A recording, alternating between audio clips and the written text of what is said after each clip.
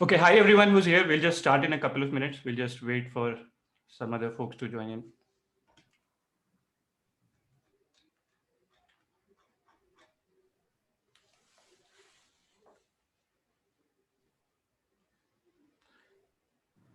वहाँ क्या 10 p.m.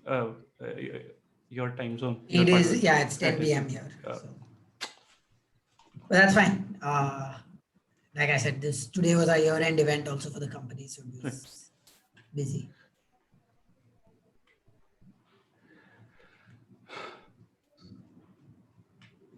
Cool. I guess let's begin. Yesterday, right? Pardon? You guys also had a session yesterday? Yeah. With Parush on esports and gaming. So that went Oh, well. very nice. Yeah. Cool. He's a good guy. Yeah, and probably one or two things that came up. I'm also going to ask you on that. Your opinion on that. Fair enough. Cool. So let's begin. We'll let the others join as and when they do. So good evening, everyone, and thank you for joining in for this session. And this is part 2 of the Frontiers in Sports Business series that we're doing at the 7Days Fest. And today's topic is going to be fan engagement, the future of sports fan engagement. I'll start with a bit of an introduction, and it's going to be a 3-part introduction. First, a bit about who am I, and why am I here, and then a bit about our guest, Arvind Iyengar, and Sports Interactive, and then we'll head into a bit of a fireside chat. Although I don't have a fireside, just a room heater, but that's fine. So cool. So let us begin the session. And I've always wanted, as a sports fan, I always wanted to do something amazing on a cold Tuesday night. This is not Stoke, but we'll go with whatever we have. So my name is Nikhil Jha, and I've been a sports entrepreneur for the past 10 years. Recently turned into an educator as well. I teach entrepreneurship at IIM Calcutta, IIM Trichy, and sports management at IIM Rohtak. Now, in my journey of being an entrepreneur for about 9-10 years, what I've seen is that a lot of people are passionate about the sports industry, and they want to get into the business of sports, but there isn't a clear pathway, and there isn't really something structured that they can follow and get into that. So recently, I started this organization called the Playmaker Foundation, which will organize workshops, webinars, and in the future courses, which will help people like you folks get into the business of sports. That's a bit about me. Now about Sports Interactive and Arvind. So I don't know if you guys have remember the sale ad. There is a bit of sale in everybody's life, right? From heavy industries to safety pin. Sports Interactive is something like that for sports, right? So if you're a sports fan, chances are that anything that you have used in the past few days, there is a bit of Sports Interactive involved in that. So right from asking scores on Alexa, or playing a fantasy game, either the official FIFA UEFA one or the Dream 11 one, Sports Interactive would have been involved in some way or the other. They are the biggest sports data and recently social and video company in India, with more than 500 employees, or as they call them, players, and growing. And at the helm is our guest tonight, Arvind Iyengar, who is joining us from Singapore, fairly late there. So thank you, Arvind, for taking out time and joining us. Now, before we head into the interaction, a quick introduction about Arvind also. Since we are talking about fan engagement, I think it will be difficult to find a better fan story than Arvind himself. So Arvind, growing up, wanted to be a sports commentator. So when he saw that there's a contest called Harsha Ki Khoj somewhere around 2008, 2009, he quit his job in McKinsey, and he entered that contest, and he came second. Although he was a fan favorite, but he came in second. So he worked for a bit in ESPN Star as an analyst. But then he was not happy with coming second, so he went to Stanford, and he became the first Indian to top the Stanford business school, and I think till date the only Indian to do so. So then he worked for KKR, not the sports wala KKR, but the biggest private equity company. And then after 2-3 years, he made his second homecoming to sports when he joined Sports Interactive as the CEO, and he guided the company from 80 players strong to 500 players strong, with clients right from ISL, IPL teams to FIFA and UEFA and all of that. So welcome, Arvind, again, and please feel free to fill up anything that I might have missed out on, and we'll just kick off the session there. No, thanks for the kind introduction, Nikhil, and good to be here. Nice to meet everyone here. Okay, thank you. So we will start with a bit of context setting first, and since the session is about fan engagement, I just wanted to ask you, how do you define fan engagement? What is fan engagement? We are fans. We already spend like 5-6 hours watching a match. Then what is watching a match considered fan engagement, or is it something above and beyond that? So I think that's a good question, and I think let me start off with why I think about sport as very different from any other kind of business, right? Mm-hmm. I think fans are very different from consumers, right? And I would have said this in other talks before, but no one gets up and says, man, like that was a fantastic shampoo that I used, right? And no one says, oh, I had a great car ride this morning, that engine oil was fantastic, right? But you do wake up in the morning wondering, man, did Rafael Nadal win that match last night or not, in case you didn't stay up to watch it? Or did the trade happen for the Utah Jazz or not? Or, turn on the score and then you're like, oh, okay, 16 for 3, not looking promising. I hope we can build on it, right? That hurts. And depending on whatever happens, like your mood is affected by the outcomes of sport to a large extent, right? And so sport is more than just about, consumer behavior. It is about identity. It's right about who you are, role models you look up to, things you aspire towards. And therefore, I think fan engagement is elements of what can you do to engage with fans in a meaningful way, given that fandom exists, right? And so at some level, there is fan engagement just by watching a game. There is fan engagement just by reading an article. And so just creating content to me is a form of fan engagement. Actually putting together an IPL and just watching the match is driving some kind of fan engagement. And then I think it's a question of how can you take that to the next level. So I think what a lot of people will say is there is a default level of engagement or viewers or consumerism or something that's happened with sports fans. And then the engagement is how do you take that to the next level, whether it's through a fantasy game, whether it's through an infographic, whether it's through some merchandise, whether it's through some kind of funky activation that builds a stronger connect. And to me, I'd say that's really the holy grail of fan engagement. It can mean many things, but it's ultimately how do you build, deepen, and continue to leverage and strengthen that relationship that a fan has with a sports person or the sports team.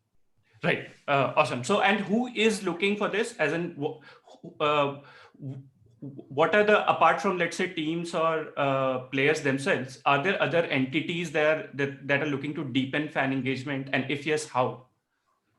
So let me take a step back and say I think you've got to start from the fan perspective first, right? It is the fan who ultimately wants it. So I know that's obvious, but I think before you even get to teams and leagues, I think the core constituent in this is the fan, right? Fans make the sport.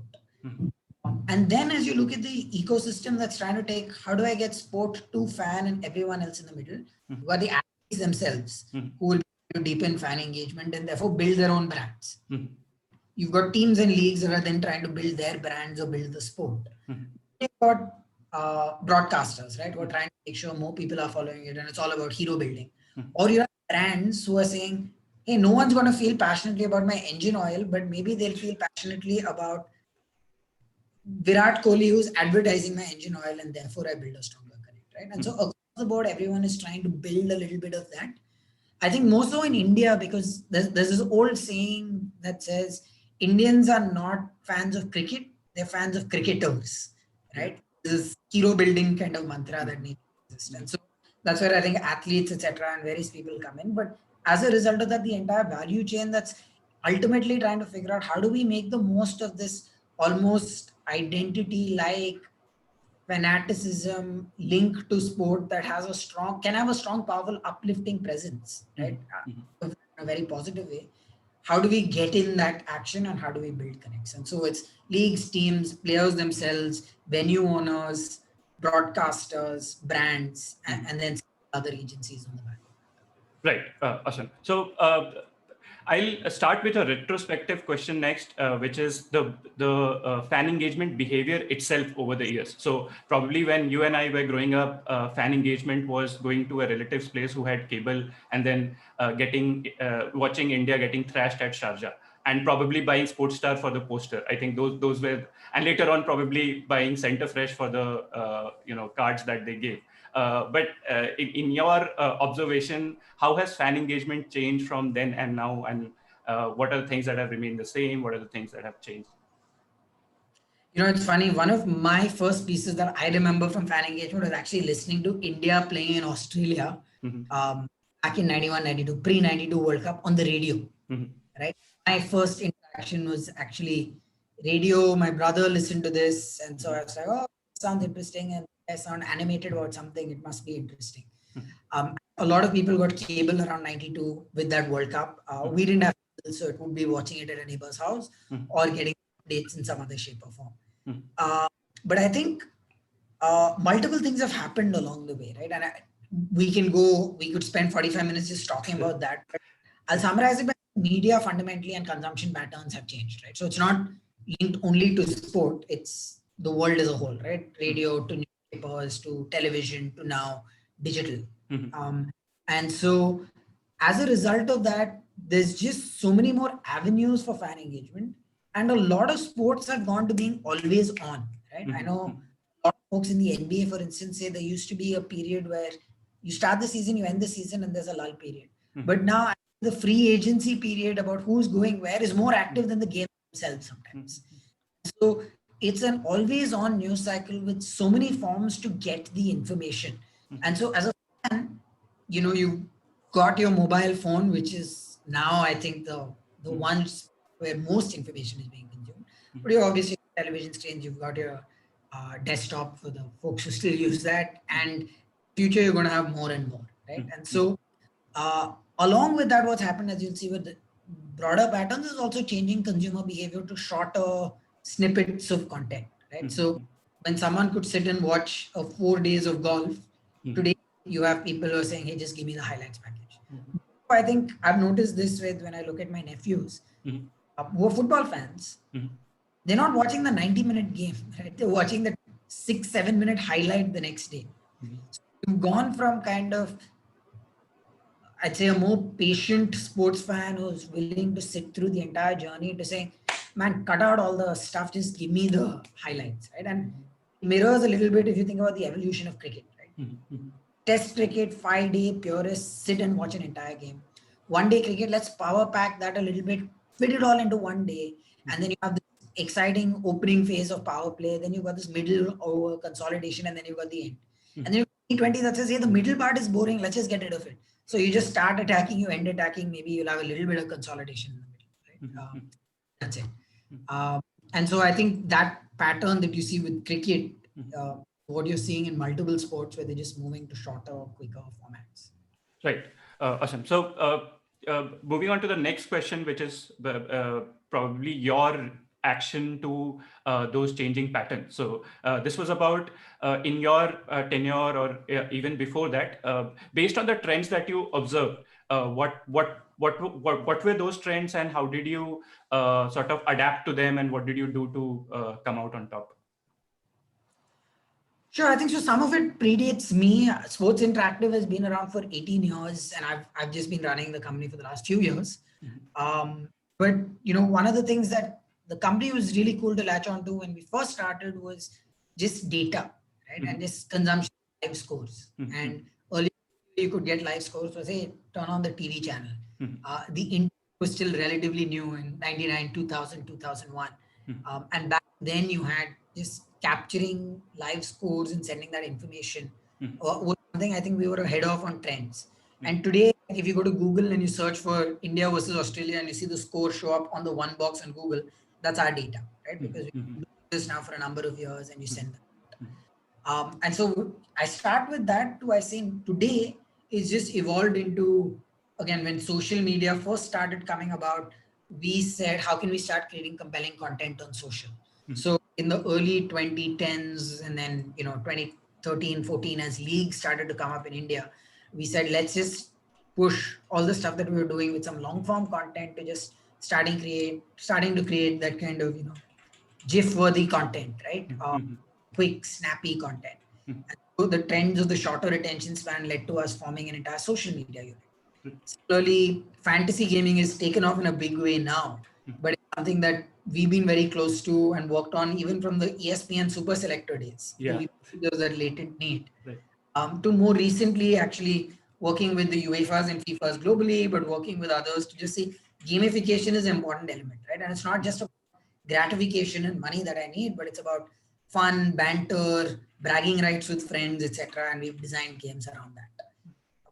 So I think there's just a number of trends, whether it's data when we started off, to social media, to gamification, and I'd say much more recently, a lot of it has obviously just been video, right? Especially when you think about trends in India with the number of people coming online for the first time, and then a lot of the telco operators have obviously accelerated that. And the folks are coming online for the first time on a mobile device. So they're leapfrogging what used to be traditional forms of getting online. And they don't necessarily speak English. I remember 8 years ago when I was with KKR, we had working with GoDaddy, which is a large domain name registrar, and there were about 150 million Indians online. And most of them preferred English as a primary language because that's where folks were coming from.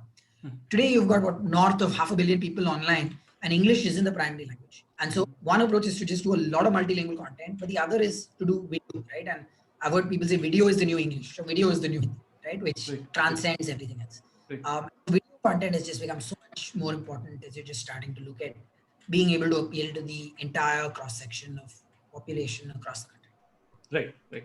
And I remember you talking about social media coming on as a trend in a big way somewhere around that. So what once you observed that happening, what were some of the changes or some of the things that you did to sort of capitalize on that? Well, one of the first things we did is hired a lot of young people who understood social media and sport. Because look, we run a large agency. We manage some of the largest accounts. We manage Mumbai Indians and Delhi Capitals, and Mumbai Indians was the largest team on social media and sports in the past year in October. Like the Golden State Warriors, bigger than Man United. So those are some mind-boggling numbers. But still a lot of elements of social media, for instance, I struggle to get. So I think we very quickly said, how do we just hire the right team? And we actually didn't focus on folks who worked in agencies before. We said, let's get sports fans. Social media get figured out, but how do you just get people who understand sport and live and breathe sport? And then figure out a way to translate that into bit-sized content. So I think it a combination of our hiring strategies, and then from a sales perspective, it really made us think about how can we serve fans across platforms, right? Because we were so used to serving fans in a certain way. We needed to actually expand to think about how do you serve fans in this new digital, right? And so almost when you think about the Cricinfo, CricBuzz parallels, and Cricinfo always catered to the purists, but CricBuzz went mobile first and fast scores. Similar to socials, you had to go from the mindset of here's a 3,000 word article weighing out the pros and cons of why we should select Shubham Gill over Prithvi Shaw to an emoji that might have one person on fire and the other person on ice, and then it just has 3 numbers that give you a stat story. How do you tell the story in that?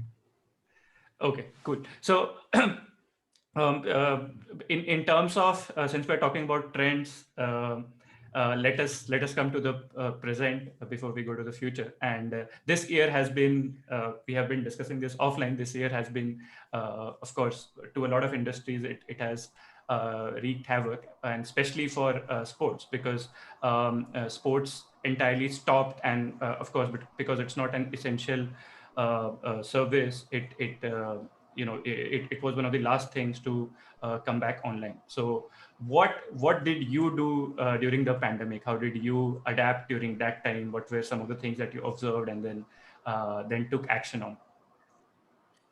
Yeah, I think when the pandemic first started, and look, we were fortunate where we started working from home before there was an official lockdown announced. We'd already done our team A, team B, working remotely. We sensed that a lot of our operations were so dependent on live sport, couldn't be risked to just have to switch on to work from home immediately.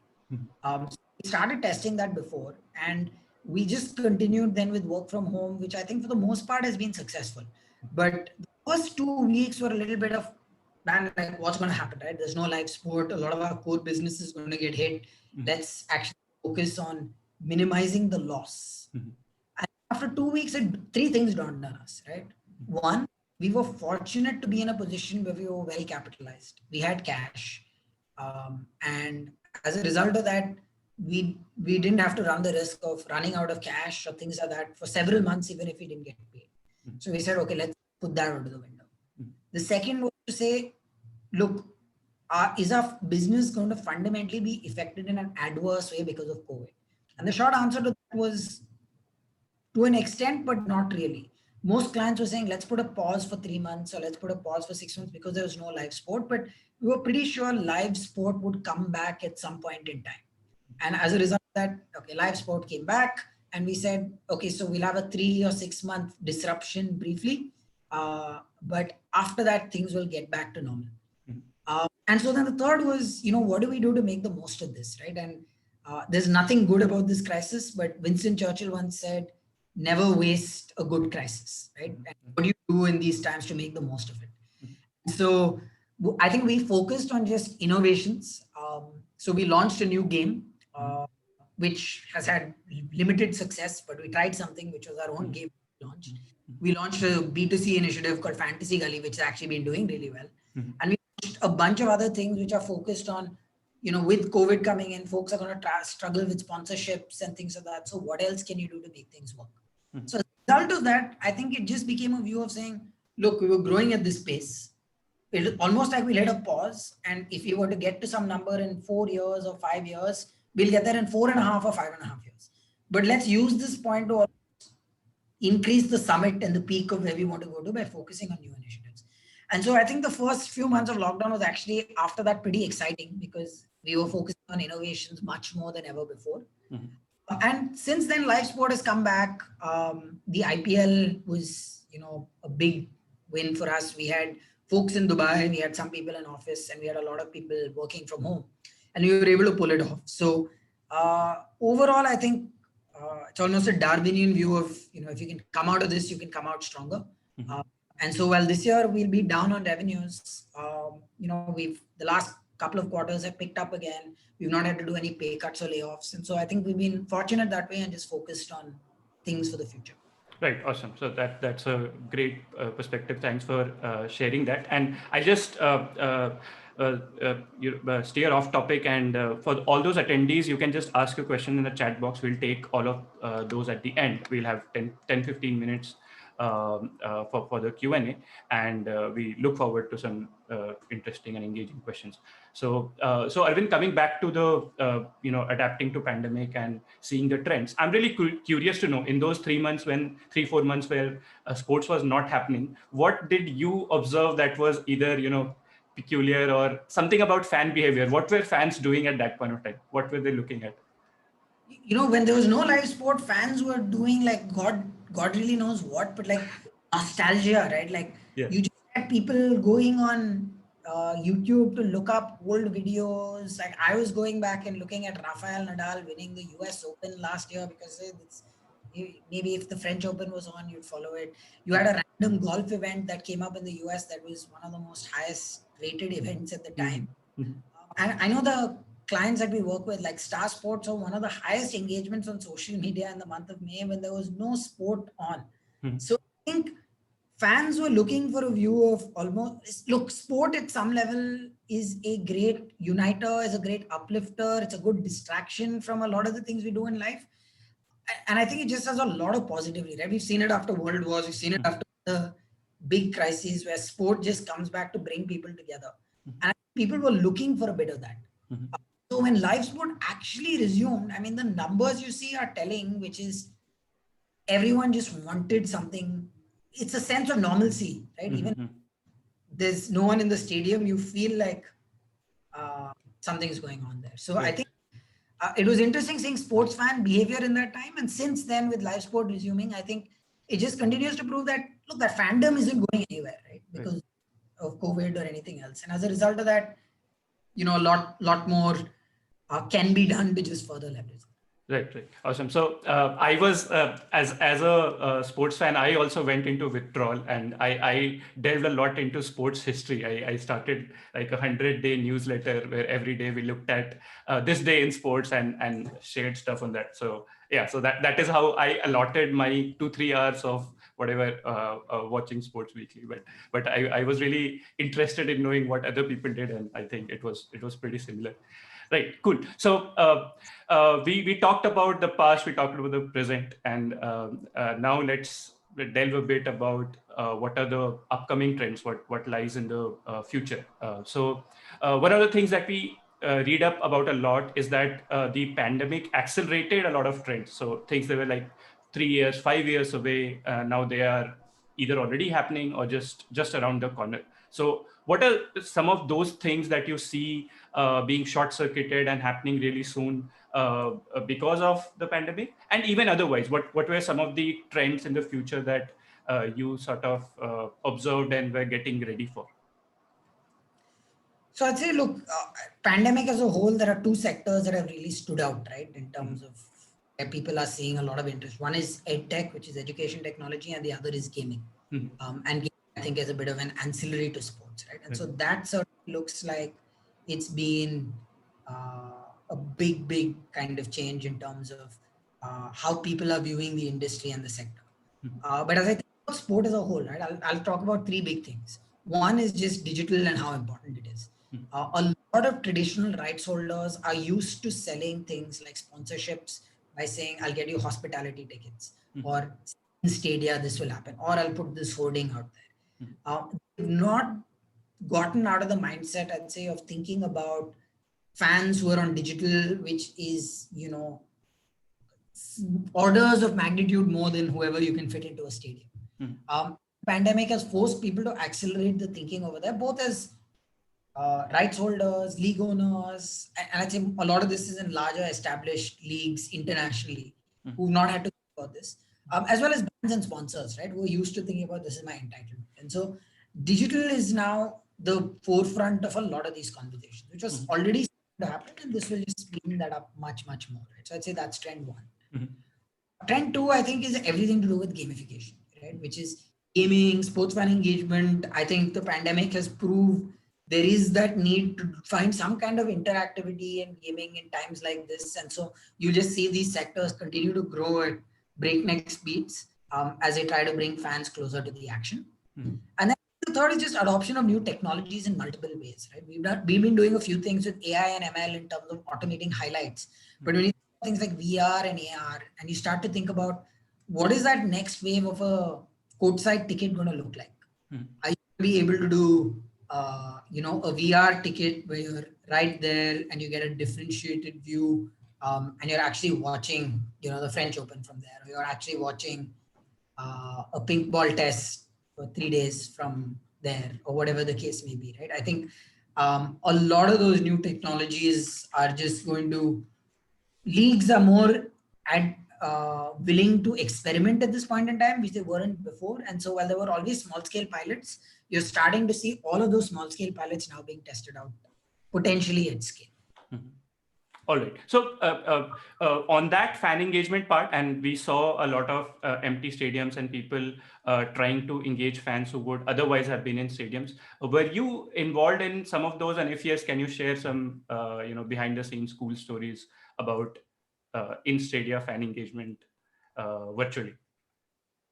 Well, there's a bunch. I'm wondering what would be appropriate to share here. But so look, I'd say the interesting things were obviously when we had a lot of folks over in Dubai for the IPL bubble. Mm-hmm. And it was literally, I think, elements of trying to figure out, hey, we're going to put together these fan walls. What can you do around those fan walls? Mm-hmm. So I think for fans who are on there virtually for the first time, the reaction of a video camera coming in front of you when you're in the stadium is a very, instinctive reaction to just go, hey, I'm on TV now. Mm-hmm. But on digital, it took a while to almost educate fans to almost do a few retakes of the same thing because, okay, you're on now. And it felt very canned and fake, unlike, I'd say, when folks naturally showed up on TV. Right. And so some of the reactions that we got there were extremely funny. But yeah, beyond that, I think the funnier stories more had to do with team members who, guys who are traveling for the first time and suddenly find themselves on a Zoom call with the biggest names out there in sport. Mm-hmm. And they're like, hey mom, I'm on a video call with Virat Kohli or with MS Dhoni, getting a player briefing and doing your best to be like really quiet and not say anything, but you're actually super excited while you're all getting the same briefing. Mm-hmm. Realize that also involves getting like a swab test and something getting stuck up your nose every day, because I know they did like a ton of testing over there. So there's some fun stories through that. Right. Awesome. So one of the things that I missed out on asking earlier, and given that you are someone who has also been immersed in and observed the US fan engagement industry, both as a fan and as someone who worked with NBA. And by the way, congrats for the new NBA. I just read today that Sports Interactive has become the official social media partner for NBA. So congrats for that, full circle. So so in terms of fan engagement there and fan engagement here, there is something that sort of I wanted to know from you, because from what I observe is that they create this legacy and they create this brand which far supersedes anything that has been created here. So even in cricket, I don't find myself being aligned to a particular team. And even in football, especially I'm from a smallish town called Jamshedpur, and FC Jamshedpur is like a football club. And I invest so much into getting stuff from Tottenham Hotspur, but even though I want to, I can't. I don't have anything to do with FC Jamshedpur. Although I really want to. But do you think that we are still, people are missing a beat, or what's the difference? So basically, what's the difference, and what can we do to bridge that gap? So I think there is a difference, but I think we also need to be cognizant of the fact that the NBA has been around for 70 years, right? Whereas the IPL has been around for a little more than 10. Right. And I think there's a difference when you've got loyalty that's built up for generations year after year. I think that's one element of it. Right. I think the other element of it is team-based sport as a whole, and pride with city is a really big thing, which really fueled a lot of the elements of sport fandom in the US domestically before it went international, right? So I think there are some things there. And I think when you look at, fandom for CSK, for instance, right? There is a very vocal group there, even a Mumbai Indians. I think when you just start to look at even numbers like on social media, or I even tell you that MI was the most engaged team on social media in the world, right? And that's versus Man United, that's versus Orlando Magic, that's versus Golden State Warriors, that's versus Real Madrid. That's saying something. So I think sometimes we're a little harsh on ourselves when we end up looking at the teams through this lens. And with Jamshedpur FC, I think that's different, just because look, the best players in the world play in the NBA. The best footballers in the world don't play in the ISL, unfortunately, right? And so it'll take a there. But with it, I think it's not that far behind. And I think there's an element of how do you just continue to package, continue to invest in fans, and continue to see what else you can do to build a connect all the way through, right? And so I actually think cricket has done a good job of it, and I think we just need to figure out how other sports do it as they grow as a whole. So ISL and Kabaddi are starting to do it. When you start to think again, East Bengal and Mohun Bagan have been around for so long that there is that fandom, right? And obviously with the mergers and things with this year at the ISL, hopefully that will translate to things over there as well. Kerala Blasters, again, just given the state, given the love for football, has the potential to be a really, really big sport. And so from that perspective, I think there's a lot that's out there and a lot that's possible. I think just continue to invest in the fan and trying to bring fans closer and building that city connect, and then internationally showcasing in the right way will take it to the next level. But you know, I personally think we sometimes are just a bit too harsh when we think we're just not there with the West sometimes. Right. So the message I hear is that if we give it some time, probably we will, the things will reach to that level or even supersede that level. Yeah, I mean, look, I think we'll find that there's a niche set of people who are basketball fans for no reason, right? Like I like the someone else I know likes the Orlando Magic and the Seattle Supersonics and all teams. That team doesn't even exist anymore. But at the end of the day, that's in thousands of people, right? That's nowhere close to an MI fan base and a CSK fan base. And actually forget about folks that we know in India from another city that are fans of an international team, right? I think globally, like the MI or CSK or DC fan base is larger than most NBA, NFL, NHL, MLB teams. So, you know, that's the beauty of the population of the country. But we're clearly doing something right to have that fandom. Right. And in terms of revenue, as in, is fan engagement directly correlated to the revenue they're able to generate, or that is a work in progress? I think it's a bit of a virtuous cycle. I think winning kind of lifts all boats. So the more you win, the more fans you get. The more fans you get, the more following you get. The more following you get, the easier it is to sell sponsorship. And if you're winning, you're associated with excellence. So at some level, I think winning is the ultimate piece that can help drive things. Also, obviously, I think the more fan engagement you get, it is easier to justify it. I don't think it's directly being measured today in terms of direct monetization, because you look at what are the biggest sources of revenue for a team, right? It's ultimately central sponsorship, right, which is being done centrally all the way through. It's team sponsorship, where fan following helps to an extent, but it's big city team in Mumbai. Some teams will do better than others.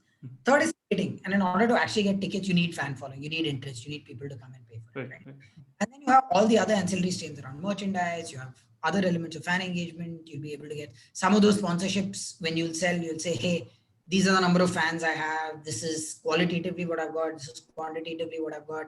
Here's my following on social, etc., etc. And so it loosely correlates, but I don't think it's a direct correlation today. It'll get stronger and stronger. And that's one area where I think in the West it's more sophisticated, because you'll see more direct correlation. Right. And I think coming from a very strong, grassroots sports kind of experience, I think one of the other reasons is that we are a very top heavy, as you said, that we are fan of cricketers and probably not cricket, because even in, I remember the test match that I went to watch in Ranchi. Even in a test match where the top teams of the world are playing, very few people turned up, and there were articles written about that in Cricinfo, and the captain himself mentioned about that. So in terms of people actually liking the sport and having a different tiers of grassroots, like there is Little League or college football or things like those in US or in Europe. My opinion there is that probably one of the elements is that if we as a society have that pyramid where even sports at the grassroots, and there are leagues that are coming up on the city and state level, and I think the social media democratization of them not needing like a media broadcaster, they can broadcast it on their own, has helped. But to add to what you were saying, I think that is also an element that probably sort of needs to be uplifted, and maybe in the coming time that will happen.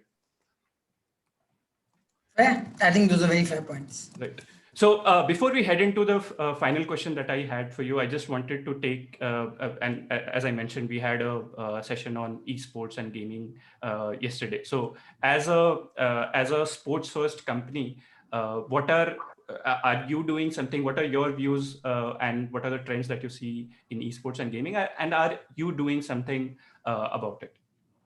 Yeah, I think when I think about gaming, I think about it in three lenses, right? There's your traditional esports, think of it as FIFA, Dota, whatever you play online. I think about it as mobile gaming.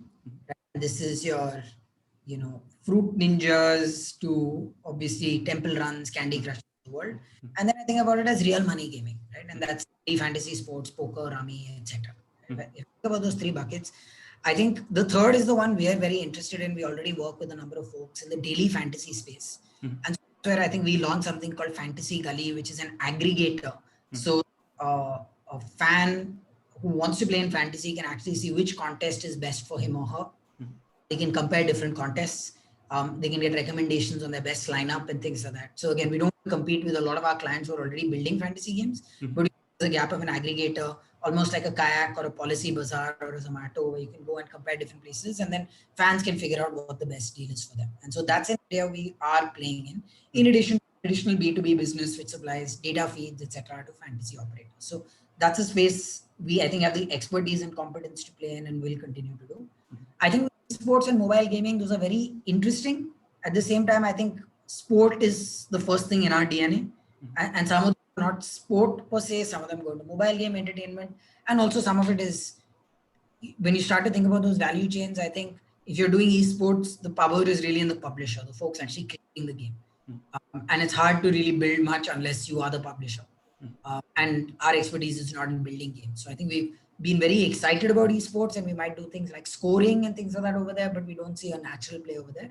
And mobile falls somewhere in the middle, where again, there are some experiments and pilots on at this stage, but it's all about trying to assess what opportunity makes sense. But I think, long story short, we're very bullish on where fantasy gaming as a whole is going, and we're looking at a bunch of different avenues of trying to play in that space. Cool. And a follow-up question to that would be, what is your in terms of horizon, what do you feel about sports betting in India, and is there something that you have in the pipeline if and when that becomes legal? It's complicated because look, I think sports betting, when done right, can be beneficial to everyone. And when I say that, I think it can be beneficial to get rid of the fact that there's right now illegal betting happening anyway, that folks are aware of. You can bring that in public, governments regulated, charge a fee for it, increase money over there, and manage that right. And I think if there's a latent need to want to do it, how do we try and figure out a way to tap into that? On the flip side, it needs to be done right. I think that you've seen examples in Europe, you've seen examples in Africa, and in Africa where it didn't exactly get executed in the right way, you had people who are coming in and betting in daily wages on trying to win a fantasy game, and that can be really detrimental to society if not done right and not having checks and balances in place. So I think ultimately, sports betting, I would think, can be a really good thing if done right, and doing it right, I think, is the challenge. I also don't think this has to be government driven, and amongst the scheme of everything the government is dealing with, I think any rational person will say sports betting is not the number one thing, right? There are fundamental elements of poverty and education and multiple access and various other things that need to be got done first. And then obviously in times like this, it's challenging. So therefore, I think and there's always been a bit of a question of, sports betting has a stigma of being immoral or bad. And part of it is because it has been underground, it hasn't been done in the right way, and it can be disruptive if not done in the right way. And so I would love for it to get legalized with the right checks and balances in place. I don't necessarily think that's going to happen anytime soon. But I know it's stuff that's been talked about. There's obviously been recommendations from the Lodha committee and things in the past about wanting to legalize this. So I think there's a lot of people significantly smarter than me who've talked about the benefits of this and advocated for it. And I think it's about how do you just execute it in the right way. Right. So is this fan engagement? Is sports betting also a form of fan engagement, or is it something different? I think it can be. I think there are two elements to it though, right? I think you've seen fantasy sports has always existed and it's gone up in a big way. Part of it has become mainstream because of awareness, but part of it is people looking to make a quick buck or trying to win the lottery. Mm-hmm. So therefore, I think a lot of people will engage in sports betting as a way of saying, hey, it's like fantasy, let me play with my friends. I'm not going to pay for larger amounts beyond my means. It's just a bit of fun. It's not necessarily the money that I'm making. And then there are others who will view it as, acha, aaj lottery khelna hai, right? I think the former for me is clearly fan engagement. The latter, I think, is where it gets a little gray in terms of saying, you could argue it is still fan engagement, and at the end of the day, it's semantics, and I don't think it's defined in any particular way. So, I don't think it matters too much. But I think it's about, is it tapping into that fan avidity and translating to more followership in the sport and driving interest, right? I played fantasy sports in the past, right? And I have players on my team, and this would be a draft style in, American sports when I lived there. And I would have players on my team who were playing for some random team, but I would end up following it because I want to know how they did for my team. So it is driving fan following. Right. And so it can translate to that versus, hey, let me just buy a ticket today and hope I win. Acha nahi jeeta, let me try again. And then is where you need to figure out the right angles of checks and balances in sports betting if it ever becomes legalized. Right. So I remember the first example of fantasy sports in India, Super Selector. We used to go to Cyber Cafe and pay like 50, 60 rupees an hour to and spend half an hour just tinkering with the team. So I think that some of that money is going into probably will go into sports betting if and when that happens. Cool. So Arvind, just one question before we head into the Q&A. And folks, if you have questions, just keep on adding here. We already have a few good questions, so we'll come to that. One final question, Arvind, since all of us here are passionate sports fans, and some of us also want to make a career in the industry. So considering, if you look back at your journey, what advice would you give to someone who is looking to make a career in the sports industry? Yeah, I think, look, sports is not an easy place to make a career. And I think you need to be passionate about it. I think that goes without saying. I know the first time I ended up working in sport, I had to take a bit of a decent pay cut to go from my consulting job to do sport. I think those times have changed. Sports gotten bigger and it's gotten better. But I'd say, just, if you're passionate about it, the only way to do it is to try it. And again, it depends on what stage you are in your career. The earlier you are, it's easier to take risks. It's something I did when I quit consulting to do sport, and at least gave me a sense that this is something I want to do long term. So after deviating a little bit and doing some private equity and things like that, I came back to sport ultimately. And it's quite possible you'll come in and say, hey, you know what, this isn't for me. I want a regular 9-to-5 job. Sport is not a regular 9-to-5 job. You have a lot of action on weekends. You have a lot that's going on at weird hours. And it's not necessarily the most structured industry. But if you're excited about talking about sports with colleagues, if you're excited about coming into work at 6 a.m. and then realize that you're going to watch India versus Australia and a competitive match, hopefully, or you're excited about staying up in the office till 9 p.m. with 200 other people that are cheering on PV Sindhu and watching it on the big screen, and along the way you might write a tweet or two and that's work, but you're actually part of that excitement. To me, I think you can't get that in any other place. So there are pros and cons. It's not the most structured. It's not like consulting or banking. So there are opportunity costs that you need to give up, but you often wake up excited about what you're doing. And, I tell people this, but I feel like, at least I feel personally, I'm less likely to have a midlife crisis because of the career path I've chosen. Right. And so that's my view. And with that in mind, I think, if you do want to get into sport, unfortunately, there aren't a lot of defined paths. And so trying to figure out a way to get a sense of the industry, upskill yourself, taking courses. I know, Nikhil, you talked about it. That's something that you yourself are launching recently for people getting into sport. There are a lot of others that are starting out right now as well. And, I know that, I know that we had a couple of people that you'd referred to us who worked out it for us, Sports Interactive. So I think just working with, folks who've been in the industry, trying to get a sense of it, trying to get a break in, whether it's through an internship, job, trying to see what that can be, I think is the way to do it. And again, I think the pandemic has forced a lot of people to think about what they really want to do in life. And if you think sports is for you, I think the only way to do it is to give it a try. And they go in with an open mind saying, hey, I might not like it after a year. And the worst thing that happens is I go back to what I had before. I don't burn any bridges and I give up a year. Right? That's the mind I went in with when I tried ESPN for the first time. Right.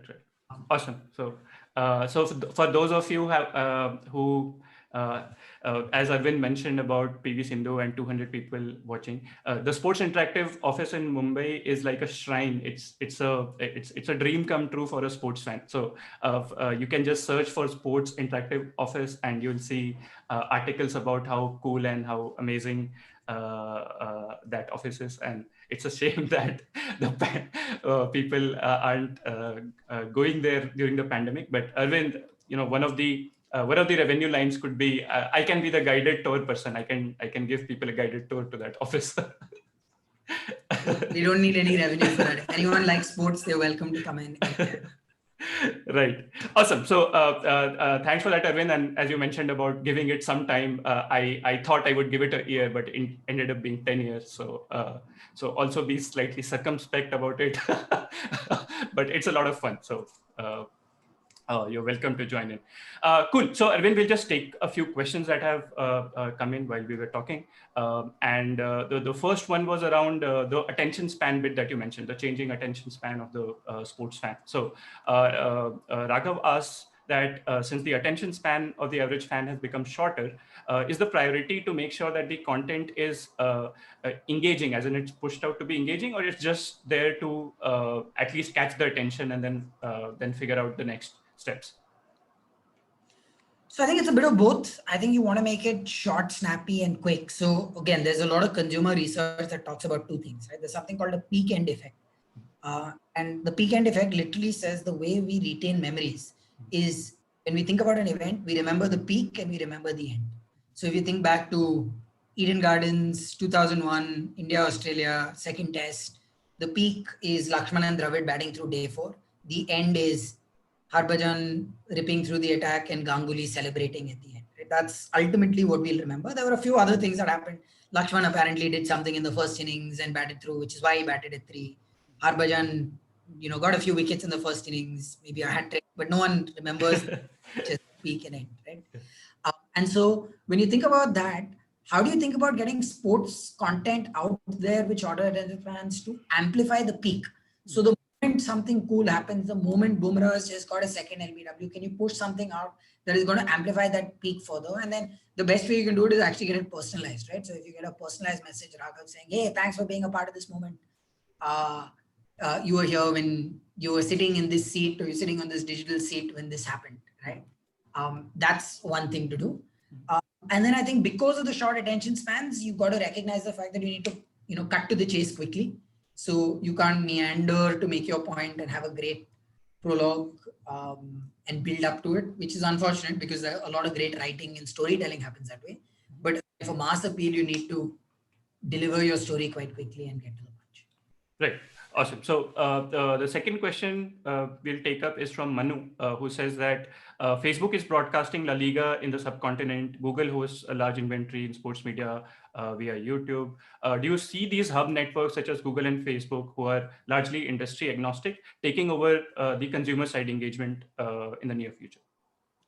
Absolute possibility. I think one of the stories that came out when 21st Century Fox was sold to Disney is one of the things Murdoch was worried about was when he saw what Facebook bid to want to try and acquire the digital rights for streaming of the IPL. And I think these big tech giants are already seeing it with Amazon and Facebook, I'd say more. Twitter and Google have done a little bit in different ways, but going after just acquiring rights for different events. And they already have a large consumer base. So if they can figure out the right ways to monetize it, and it's challenging because sports rights are expensive, but if they can figure out the right ways to monetize it, I'd say you start looking at them as truly large, rigid players for consumption. And you'll see that in India with the same guys. Obviously, you've got Hotstar that already exists here. I think you'll see Geo be a big player, and you'll see La Liga on Facebook. You'll see Amazon do more. So I think you absolutely will see these guys look at sport in a big way, because it's one of the few things that's still appointment viewing in the world. Okay, cool. I think we'll have time for one more question. So Manas had asked, how do you bring Gen Z?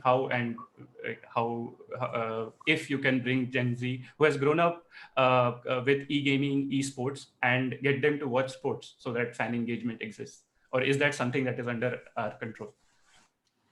It's a good question. If you figure out the answer, please let me know. But I think the real answer is, I think it just keeps going back to those combination of shorter attention spans.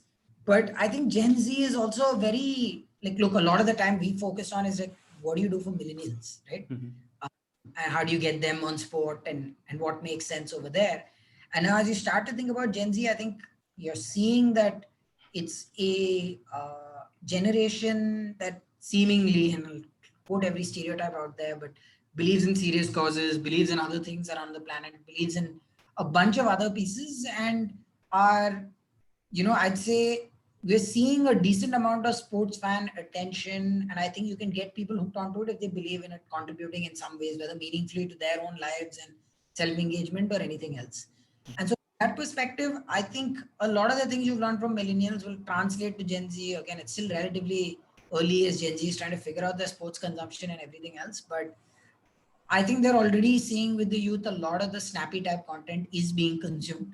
So a lot of what existed before will continue to exist. And then I think just how do you now make it more personalized and interactive is a big thing, right? The days of one-to-many sports stream versus, hey, Nikhil, these are highlight packages for you. And hey, Arvind, this is what's in here for you. Or here's what we want you to see. And something you can engage with and play, right? Those are things that you really need to try and figure out in many different ways. Okay, cool. So Arvind, I won't hold you back any longer, since it's it's exactly 11 p.m. There. So I'll just wrap this up, and thanks again for taking out time and engaging in a very informative.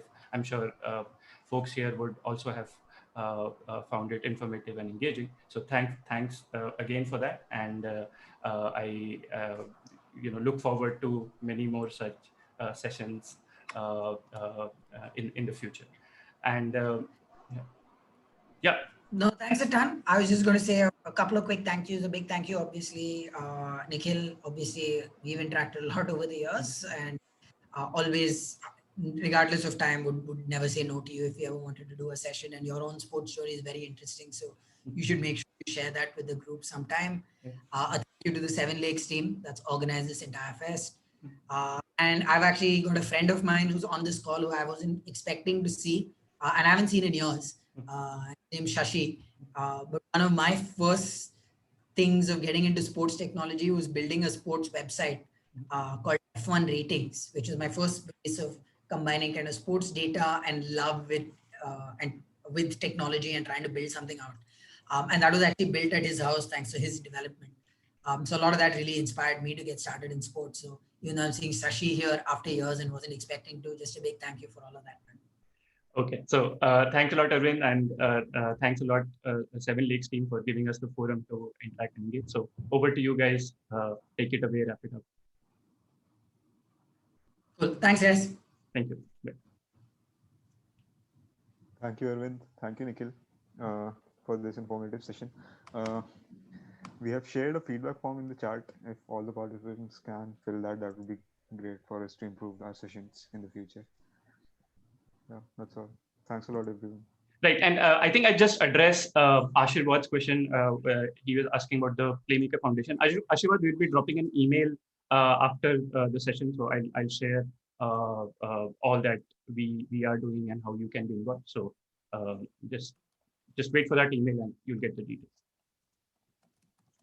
So good to go. Should we end the session?